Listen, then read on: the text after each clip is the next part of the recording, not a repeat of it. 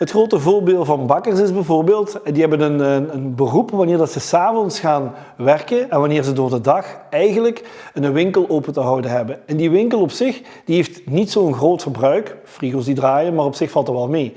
Als we dan de bakker gaan zien dat hij 's nachts werkt, zou hij met het verhaal dat wij hebben eigenlijk door de dag met de zon zijn batterij kunnen laden of op goedkope uren eventueel insteek krijgen in de batterijen en dan zou hij dat kunnen gebruiken 's morgens 6 uur, 7 uur of eventueel 's avonds om 9, 10 uur, dus wanneer de stroom eventueel nog wat duur is. De factuur is een voordeel dat de prijzen zeer zwaar kunnen dalen en een grote onafhankelijkheid, waarin dat bijvoorbeeld de notaris, de bakker eventueel, als er zich een probleem op het net van Fluvius zou moeten voordoen, het verhaal bij ons volledig wordt overgenomen. Stuurder gaat ervoor zorgen dat er eigenlijk een continuïteit wordt gegarandeerd.